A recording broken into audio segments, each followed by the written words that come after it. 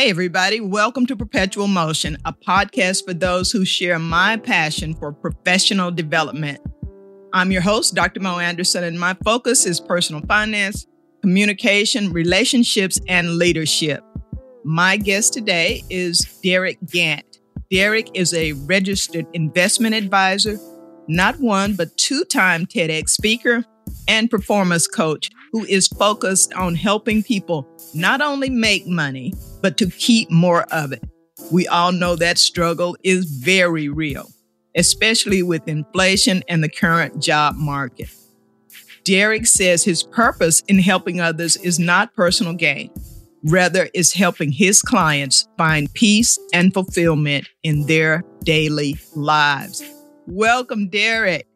Welcome. Thank you so much, Dr. Mo. I am excited to be on Perpetual Motion, and I can't wait to talk about that money. Hey, you know already.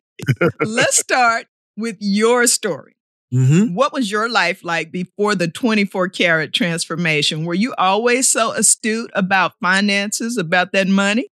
You know, honestly, I think that some of the things that most people do, if they do it for a living or not, is part of their being, their fabric. And when I was a kid, my dad used to line us up in the kitchen before school a few times a week and say, hey, my older sister, do you need money? She said, yes, I need money. And then he'd ask me, do you need money? And I'm like, no, I don't need any money. And my younger brothers, do you need money? Yes, I need money. And I would always say no, because I heard my parents argue about money. And I was very sensitive to what was going on. And so, you know, I became I continued to be very alert about the circumstances of money. My grandfather was the deacon of the church, and he was over the benevolence fund. And he used to put I remember that one. Yeah, he used to put people over the coals about asking the church for money before they would help him. So I inherited just who I am. Understood. I like that. And, you know, you were a sensitive kid, and now here you are helping others to understand, you know, you need to listen to the cues, be aware of, read the room. Read the room. Even when it comes to finances. 100%. You speak about the importance of self-mastery. What does that mean to you, and why does it matter? Wow. Self-mastery, you know, I would love to come on your show. I would love to meet with people and say, you know, you have a money problem. You have, you know, this issue. But no matter what a person's issue is, it boils down to their personal decisions and their ability to master their decisions on an ongoing basis. So when we talk about why is self-mastery important, it's because it's the crux of everything. I can't fix your financial issues if you can't control yourself. And so we love the concept of saying, look, along the way of fixing your money and giving you new habits and tools to master your financial life, let's also take a look and understand that these tools are across the board. They affect your relationships. They affect your fitness. They affect your nutrition. Everything that you do comes down to the decisions that you make, which is self-mastery, which is critical to your success. Absolutely. Self-mastery, discipline. I like the way you said, too, that it goes across the board. It does. No. Gotta get a hand clap for that. Oh, I love this show already. You don't have to wait till the end to get applause. Thank you. I'll take every clap, too. Right. Because there's plenty of shades, so we need to be excited when we get the clap. Were you about to add something to your comment on self-mastery? No. That sums it up. You know, and people who, you said it after I did, it's self-discipline. I call it mastery because people don't like the word discipline. Right. But yeah, being disciplined is freedom. If you know what you're going to do, what purchases I'm going to make and what purchases I won't make and what process I'm going to use to make purchases and financial decisions, that means that you are going to be free because you know exactly what's coming. Absolutely. In that same vein, you said something else that really struck me. You said motivation doesn't work. Why not? Well, it depends on the mo. If they're talking to you, it's going to work because So what happens is motivation is fleeting. And Mm. I realized this a long time ago. I used to when I used to go to church on Sundays, and I'd be so moved spiritually, and I'm going to go be a good person. And man, by Monday at noon, somebody done pissed me off, and somebody done told me off, and I'm ready to rip somebody a new one. And all that motivation, that emotional motivation, went out the window because real life hit me in the face. I'm talking noon Monday. We're not talking the end of the day. We're Hey, talking you noon. made it to Monday, brother. So I don't make it out the parking lot sometimes. Exactly. Somebody cuts me off and it's over. It's over. So, what I realized is that motivation, however awesome it is and however impactful it can be at moments, you need habits, you need consistency, you need the discipline, you need the mastery. And so motivation Right. is, if you're going to depend on motivation for your success, you are going to have a short-term success. Okay. Okay. That's fair. That's fair. You've got so many great terms that you coined. I don't know if you've trademarked them, but I've been, perusing your social media, and I like to listen to guests on other shows. And another term I heard you use was inspired action. What is that about? Wow, right? It goes, see, most of our lives go back to our nature. My nature, I spent, God knows, 3 days a week in church. I went to a private Catholic high school. I was raised Pentecostal. And so as I grew up, we were always taught to have faith. And a lot of what we were taught was, have this blind faith and pray for it and wait for it and wait on the Lord. And so what I realized is that God will never come do what he gave you your gifts and abilities to do. He'll never come do your work, ever. So the opposite is also true. We cannot do God's work, right? Because he's God. So if we could do his work, we would be him or her or the Spirit.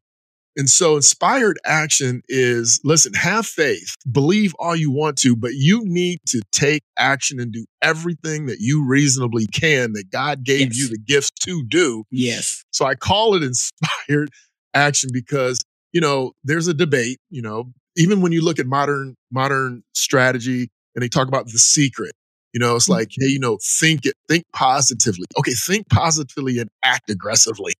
Yes. Yes. So it's not just going to come to you magnetically. Right. There's a law of attraction, but there's also a law of action.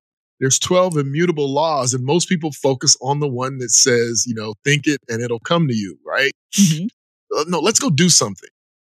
And wow, I just had an epiphany as you were saying that there is a great book too called Think and Grow Rich, but absolutely. you have to read the book for what's in between. It's what's in between. That's where the real work takes place. But in line, we're both people of faith, and I just had this epiphany as you were explaining that. The scripture that says, "They that wait shall renew their strength; they shall mount up on wings of eagles." Okay, they that wait. People just kind of stop there, like, I need to be still and know that there is God. But if you're going to renew your strength, it's for a purpose, right? Exactly. It's for the action that's going to take place. That's why we're renewing our strength. That's why we're in recovery. Tired. That's why you need to. That's why you have to recover, because you're tired, because you've been working. Yes. Okay. Hey, we're here. Pass the plate. Pass the plate. I love learning. I really do this for me. If other people watch, that's great. But I am inspired by guests like you teaching me new things and new ways of setting my mind to think about the things that I think I know. Just keep growing. No, you're 100% let's get into the 24 karat life. Where did that come from? We're going into wealth building now, but we got to start with that. Yeah, That's sweet. Start with that. It's so interesting to me because I coined the term and I branded the 24K life and the 24K life code probably in my early 50s, late 40s, early 50s. So, it's a long time, right? And I thought I came up with it. I really did. And so I started to write the book and I finished the book, but I started writing my book. And when I finished the book and I had to give credit to a lot of the concepts, I taught you about my grandfather and my mother. And my mom used to tell me as a little kid, she used to say, you go to parent teacher conference and she'd come home and she'd look at your report card and she's going over it with you. And She said, "Hey, I see you got a C here. Did you do your best? Did you give everything you could?" And you had, I was that kid, right? I was the honest kid. And Yes. if I didn't, I would say, "No, I didn't. I could have done more." Or if I did, she said, "Great." So if I got a B or a C and I told her I did everything I could, she patted me on the back, she hugged me, she kissed me, said, "Good job." And that was such an amazing lesson. And so the 24K life is about the process that gold has to go through to become gold, right? It has to go through immense heat. It has to be purified, meaning you have to get rid of the lead, you have to get rid of the impurities, let's say, and you're left with pure gold. Part of our job in becoming self-masters is that we have to go through the process of getting rid of our impurities, meaning, if you're not motivated, if you are kind of lazy, if you don't read well, if you don't, so all the things that you have limiting beliefs, you don't believe in yourself. So we have to get rid of all of those things to become our best self. Right. And in doing that, we are like gold. And so the 24K is not about being rich. It's about, did you do your best? Because that's all you could ever do. You can't do more than what you can do, but did you do your part? So 24K Life and the 24K Life Code, which is the name of the book I wrote, is about the things that we need to overcome and how to actually overcome them in order to become the best version of ourselves. Oh, nice. Nice. I'm glad I asked that question. That is not at all what I thought you were going to say. I like Really? that very much. Let's talk about, and it sounds like you really had good parents as well. Kudos to them. Let's give a shout out to the parents because that is hard work. It is. Right. It's the hardest job of my life, and I do 9,000 things. So exactly, but the most rewarding, right? Yes, absolutely. Let's talk about wealth building, Derick. Mm-hmm. How can one create more income in less time outside of the 9 to 5 most of us are working?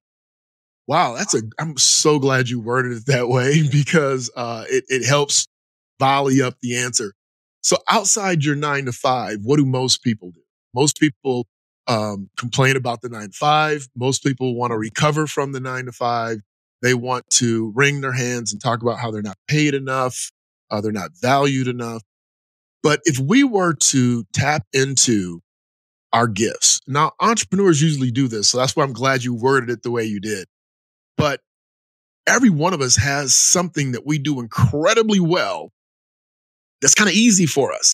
Now, it may not be the thing you love, but it is something that we can do, that we all have, that we can do, and we can make it super easy. And so I believe that if we quiet ourselves, if we get rid of some of the noise, you get in your car, you turn the radio on, you get home, you turn the TV on, you start talking to your partner, you start, listening to podcasts, you start doing all the things all the time, and you very rarely have time to hear your voice, let alone God's voice or any other voice. But I believe if we quiet ourselves and we tap into our gifts, and I go back, and I normally don't even do this, but I'm not really, talking about spirit too much. But, the Bible talks about us not worrying about tomorrow. Like, don't I feed the birds? Don't you think I'll feed you? Well, how we're fed is through the gifts that we have that are so incredibly unique. And then we just have to monetize them. And so I like to help people figure out their gift, but then monetize it, because there's nothing that you can't do that won't make you money to feed yourself and help you increase and start to build wealth. And let me give you a super quick example. I had this PhD woman that came to me, and she needed some financial assistance. She needed some help. She needed some money management. We did all that. We got her on the right path. And I asked her, well, what do you do to make money outside of, the college? And she's like, nothing really. And I'm like, okay, well, through our conversations, I see that you write grants for the college. She goes, yeah. Have you ever thought about writing grants for nonprofit organizations? They pay, 7 to 10% of the grant. You can bill them, as your fee. And she looked at me and her jaw dropped, and she's like, I never thought about it. I never thought about it. Mm-hmm. She had a light bulb. She had an epiphany. So she calls me back 3 weeks later. She got 3 contracts that equal $30,000 for writing these 3 grants. Actually, it was about 4 grants because she wrote a couple grants for one of the organizations. She knew the organizations. She had the skill set. She never thought about it. That $30,000 changed the game for her completely. It completely changed the game for her. That was Sure. all income that she could stack up to invest, to get out of debt, to do things to improve her financial wealth. I'm sure and I'll give an example from myself when I, began to think like this as an entrepreneur. I'd speak and I write like you, but then, that's limited to organizations' budgets and cycles and all of Mhm. that. But other people are speaking and writing all the time. So I realized, you know what? It is so easy for me to write and speak. And people are constantly asking me to help them. I'd be like, no, no, no, no. I thought, well, why don't I help them? It's not even hard for me. I It's not can even do it hard for you. in my sleep. And, I started speech writing for people and speaker coaching, and I love it. And I think that's the part that I like what you said about what's something you're doing anyway that you have a Mhm. skill in, because I really don't have a lot of time. Obviously, I want to get better at those things, but I don't have a lot of time to learn a whole new discipline.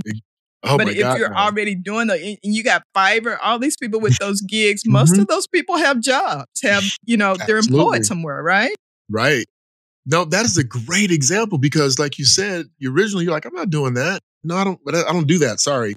And then Yeah. you figured out. Then you figured out, like, look, I don't have to love it, but I'm really good at it. I can do it in my sleep, as you just said, and you can make extra revenue from it and use that revenue to finance other aspects of your entrepreneurial life or your financial life that can help you get to where you do everything, only do the things that you love. And for me, that's wealth building for a legacy for my family.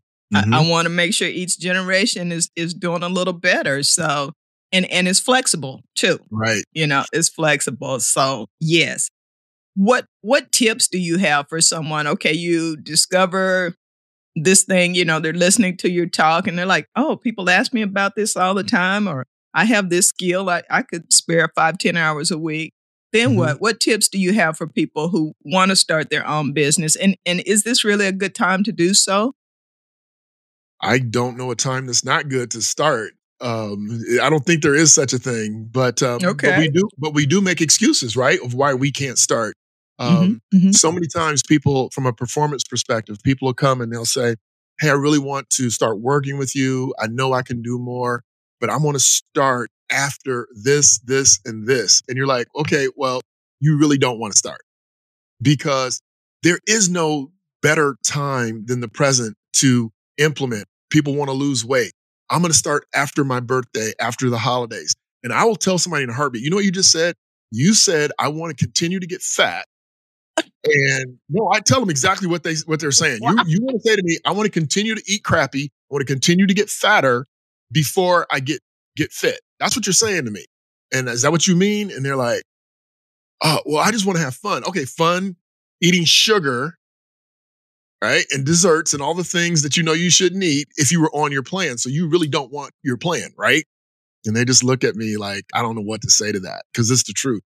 So in any event, I would say to them, sit down and do at least the basics. And the basics are, let's take you for an example. You're going to write a speech or you're going to do some coaching for speaking.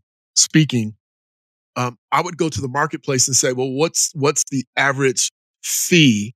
Because you want to be competitive. You don't want to come in and say, oh yeah, I'll do it for $100 and you spend 3 hours writing a speech, and then they want some corrections, and then you spend another hour and a half on corrections. So you got 4.5 hours in it for $100, and you're like, that is poverty for me. It's $25 an hour, but if you make $60 an hour or $125 an hour, or per patient that comes into your office, you're working for free. And so you want to go to the marketplace and figure out what the actual rate is and get close to it. Or, you may not say, hey, I'm going to do this at the top market rate because I'm just getting started, but you also don't want to do it at your own detriment. The next thing I would do is, if you're serious about this, I would open up a secondary checking account and I would name it Mo's speaking coach, or something. Name it something that you can identify, and I would put whatever revenue and expenses strictly out of that account, so that way if this endeavor is worth your time or not. I So appreciate that part that you went into additionally about keeping, you know, those funds separately, because It is so easy with all the subscriptions and supplies and services. Mhm. And by subscriptions, you know what I mean? You can't, like my Right. Pod Match and Mhm. Podium and everything else. You lose track of what am I really spending on this? Because Exactly. even if you're getting, a fair amount of money, if your expenses are exceeding your income, you got to figure out how to balance that out, or you just kind of doing it for free. You're Yep, not going yep. anywhere, and the IRS is going to be looking kind of sideways at you too. So, Correct.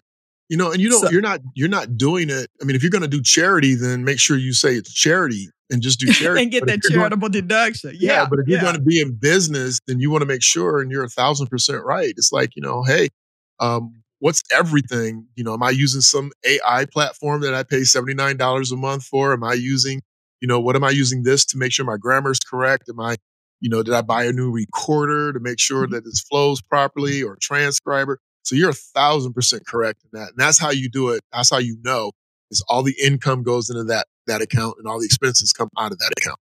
Right, the record keeping part, that's Mhm. important too. Right. You have a system, Derek, for leveling up in 5 easy steps. Tell us about it. I'm all for leveling up.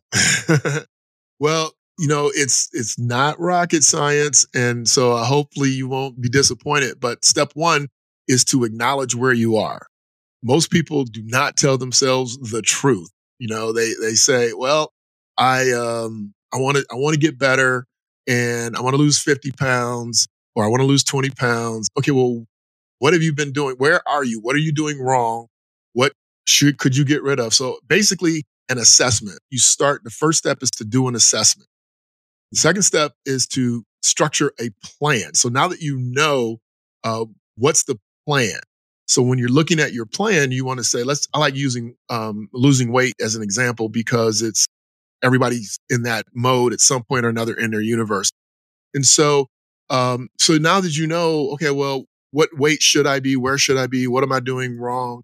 I've done my assessment. I know where I'm starting. And we start with that because if you tapped in your GPS, a destination, the first thing it's going to ask you is starting from where? You have to put in where you're starting from. So that's the step one. Step two is, okay, what is the destination? So what's the end point? So here's the goal, and then the plan. So we have our plan, we have our goal. So that's step 1, 2, and 3. And then the fourth one is to implement the plan consistently. Okay. So it's like, here's what I'm supposed to do.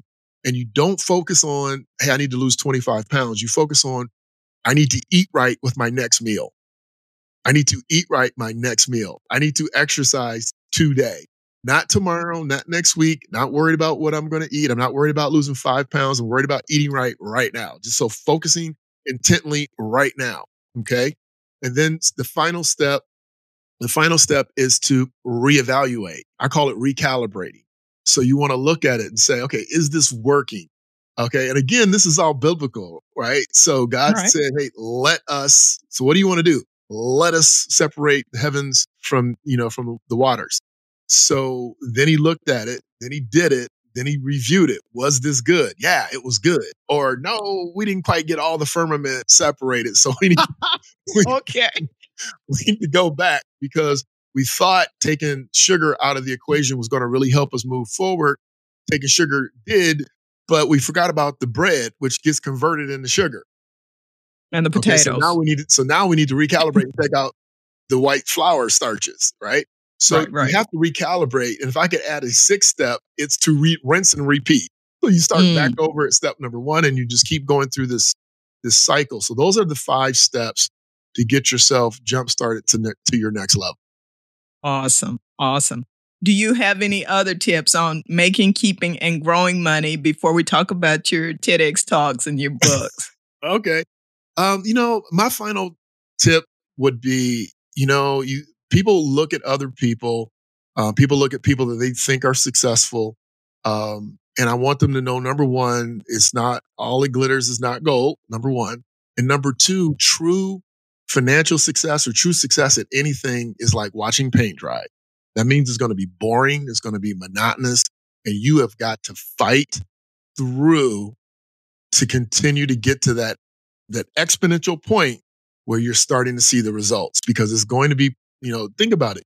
If you are starting a new deal, your 9 to 5 covers all your base life, and your after 9 to 5 is going to start getting you to the next level.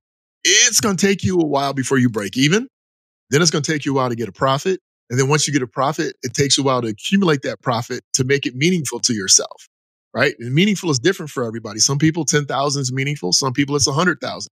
But it's going to take a while to get to that point. It's like watching paint dry. So you have to commit to the process and let it take you through where you want to go.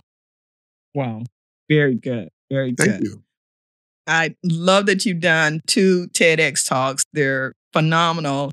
And I've done one as well, as you know, and I've talked about that experience, but I have, and I'm sure you get approached a lot too about people who want to do a TEDx talk or wonder what that experience was like. So I'd like for you to share the titles of both talks, but then talk a bit about that groundbreaking, that entry level talk, and how that idea came to you and what that experience was like. Well, first of all, somebody nominated me to do a TED Talk. I did not nominate myself. And I say that to say it wasn't even on my mind or my radar. And so when that got nominated, I started doing some homework on it. And I'm like, oh, this is like important.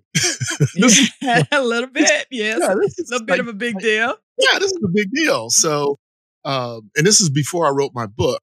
And so I, for those that don't know, a TED Talk is only 18 minutes. And it has to be an idea that you think would change the world. I mean, that is a huge responsibility. Daunting. If you take it serious. And so, being in finance, of course, I went to what I know, finance, fitness. I was a fitness instructor for God knows 30 plus years. And so I didn't want to do fitness. I wanted to do something about money. And so my talk was called, basically, I don't know the exact title, but basically it was called Why is Money Talking About Money Taboo? So why is money taboo? And I wrote it, I rewrote it, and I will tell you that I had done hundreds of talks. Let's start with that, right? Before this TED Talk, just normal talks. I've done hundreds and hundreds of them. I asked to speak a lot. I'm very outgoing in that way. So I'm not afraid of the stage. So I'm like, no problem. I'll knock this out. Start reading the rules. Got to be 18 minutes. And I do a talk, it's 30 minutes, it's 45 minutes, and I can easily, go another without notes. I could go another hour without notes. So this really pointed out to me how succinct you needed to be and how clear your messaging needed to be. And you still want to change the world. So the talk in general was about why money's taboo and that it is a facade, that is a strategy to keep people broke, to keep people sheltered, to keep people as sheep. Because when you don't talk about your money, you feel bad when you don't have any.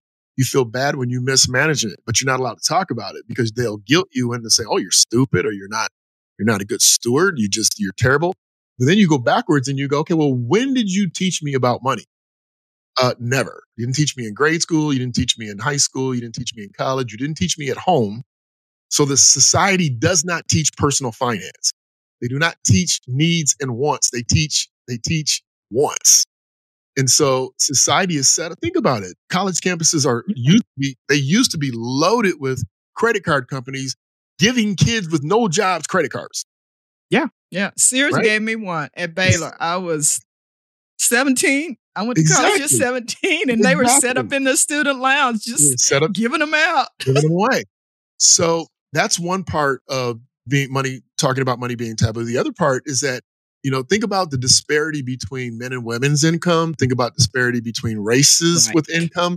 But if you don't talk about it, you don't know if you're a woman that guy's getting paid 25% more than you are doing less work, because we know women work harder, right? And smarter.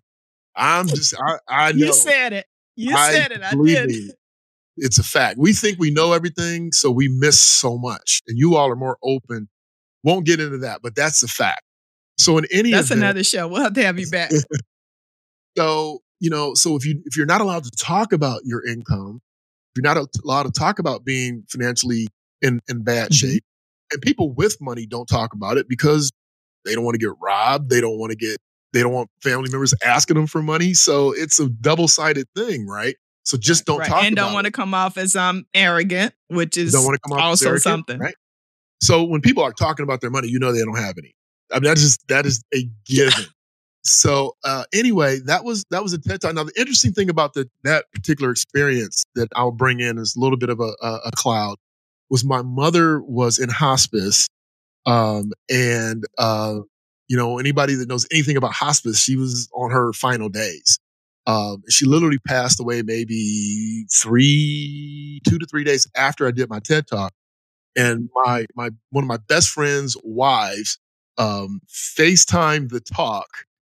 So her husband was my friend was at the hospice center, and his wife was at the event, sitting in the front row FaceTiming me, so my mom could see Oh, wow. see the talk. It was and I was able, for the most part. I think I could have done a little better. I don't think I ever could have done as well as you did, because your talk is just amazing. Thank you, Derick. But I think I could have done a little better if I didn't have that additional pressure. But it still came off really well. And then the second talk was about money as well, and I won't take up too much time. People can go check it out at TEDx. But I'll put both in the show notes with links as well, because thank you. I do want them to see those, because it's very insightful. You did an excellent job. Thank you. Well. I I did not know about your mother. I lost my father 2 years ago, and he was in hospice several weeks. And I was there in the house with him, with my mother and sister, and could barely put sentences together. So I can't even imagine doing the biggest talk of your life under those circumstances. But I bet your mother, as much as she was aware of what you were doing, I bet she was so proud of you. Yeah, she was. And I always wondered how executives, how actors, you hear about them going through these amazing tragedies, and circumstances in their life, but they keep producing, the work. Right. And so I figured I got to tap in and continue to do the work. And obviously I knew that alive or gone, she would be proud. And so I wanted to do a great job. Well, kudos to you. Good sign. Thank you. And let's just a little synopsis of the book and the title. And again, we'll share links to how to acquire all of these. Yeah, the book resources. is called the 24K Life Code. The only difference between mediocrity and greatness. And basically I'm saying that people are average, and it's not hard to be average. That's why they call it average or mediocre. You crack me up. But if you become a self-master, now think about this. We all want other people to do our bidding. We want our spouse to do what we want. We want our kids to do what we want. True. But we can't make ourselves do what we want. And so you want your boss to do what you want. You want your coworkers to do things your way, but you can't control yourself. So I've read hundreds of books over my lifetime. And, all the self-help books, or most of the self-help books, are about, hey, I'm Derick Gant. I'm this successful financial consultant, fitness person. Here's how I did it, and here's what you should do. And that's just a bunch of bull. Every one of us are different. We are completely and uniquely and incredibly made. So what I did was I said in the book, look, here's the problem. Here's the tools that I use, and here's the tools that every person should use to at least get launched out into the universe. We touch on spirituality a little bit. And the spiritual part, we talk about prayer. We talk about meditation, quieting yourself so that you can hear yourself. We talk about how you start meditating. And so everything that we touch on is what I call 101. So if you go to college, you have 101, 201, 301, 401. Then you go get your master's. I remember that. You get your PhD. So everything we touch on is 101. How do you get started with your physical fitness? How do you get started with your self-mastery? But then we go 201. We go 201 with the finances, because that is my area of complete expertise. So the book is about how you take the 5 core pillars of your life and start the trajectory of improving those to self-mastery. And then I double down on the money part, because I believe that if you want to go see Dr. Mo and have her write speeches for you, you need some money, because Dr. Mo's not doing it for free, because she's the real deal, right? So if we get our money right, then we can go hire a personal trainer. If we get our money right, then we can get the best physician to help us. We can get the best speech writers and speaking coaches to help us with our gifts. But you got to have money to get these things done properly. So I kind of start the premise with the money and the self-mastery simultaneously so that the other areas of your life can improve. That's the 24K Life Code. It's a great book. It's a book that will give you what you need to get started, and then you can launch from there. Sweet. And that is clearly 24 karat solid gold and not plated. I love it. No, I've downloaded it and I'm looking forward to reading it. Thank you for sharing it, for summarizing it. And again, all those links to your talks and your website will be in the show notes.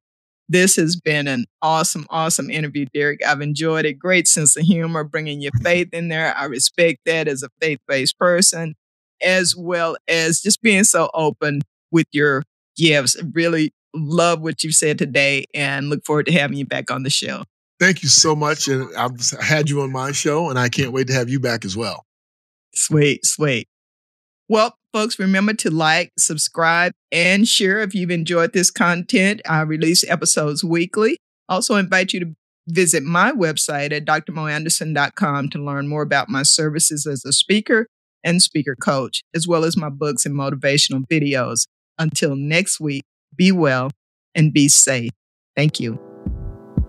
And wasn't that a great program? Oh, love that episode. I enjoyed it. I hope you did too. Please remember to like, subscribe, and share. Learn more about me on my website, drmoanderson.com. That's MOE. You can read book excerpts, watch videos, learn about my services that I offer, and book me for a speaking engagement. I'd love to talk with your group, and I'd love to work with you. So until the next time, review, renew, and renew. Thank you.